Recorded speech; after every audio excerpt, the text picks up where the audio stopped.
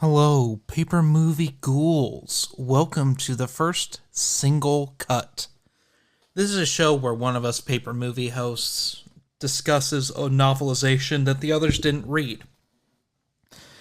In the case of this one, this is more like, I guess, supplemental material. Well, let me backpedal a hair here. I'm Jeremy.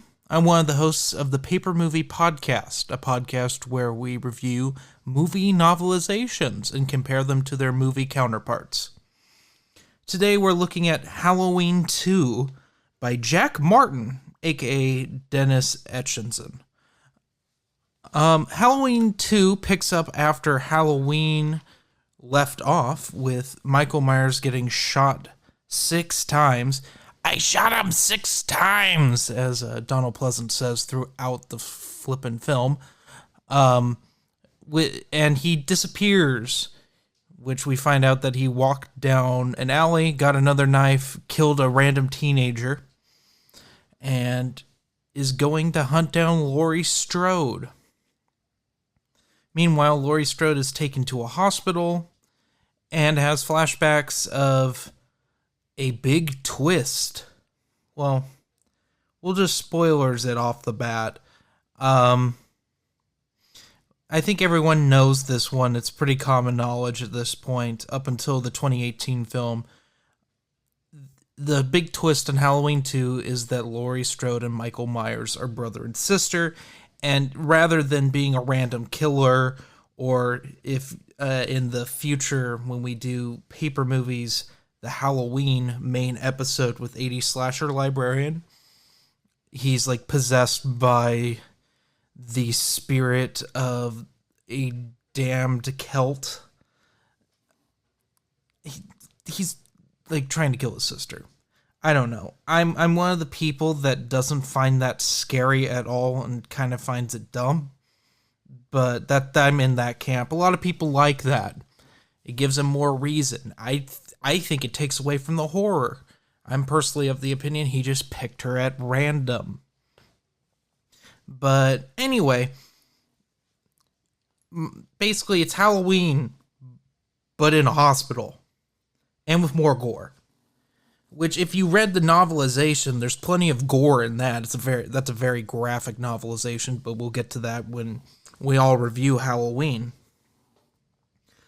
But Halloween 2, it does some things that I like compared to the film, which right off the bat I should say. The Halloween series is really, really, really lame and laughable.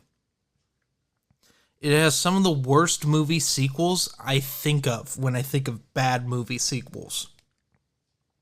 Anywhere from the Rob Zombie's garbage to Halloween 6 or Halloween Resurrection or Halloween 5. You name it, it's just bad. And then there's Halloween 3, which we'll get to soon.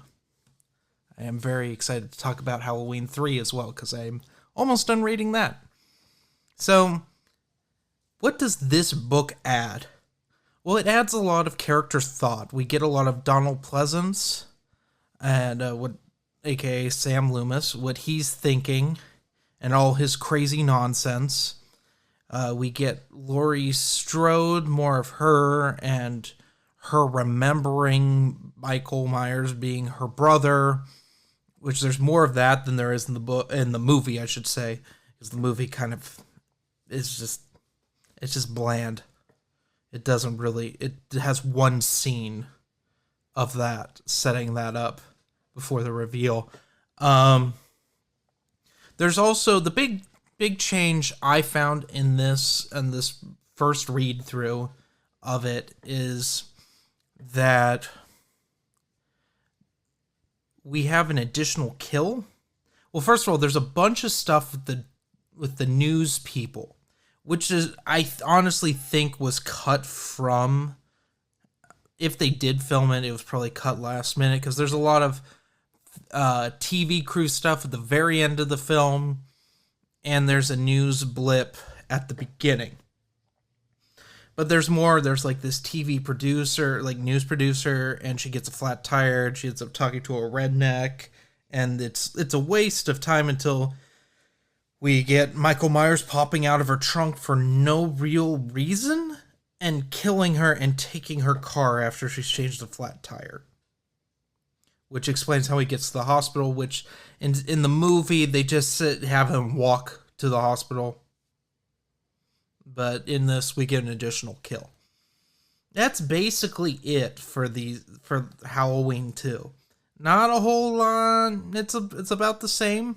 It's the same but better. It's just the author really wrote this book pretty well. It's not as good as the first Halloween novelization, but it's pretty solid.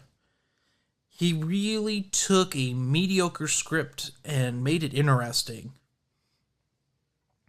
I give this one a 4 out of 5 stars. It's pretty good, but it's not fantastic.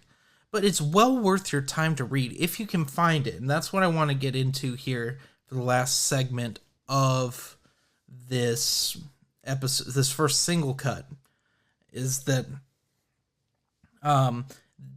some of the books we talk about on here are really hard to find, to the point where not all of us can get a copy of it.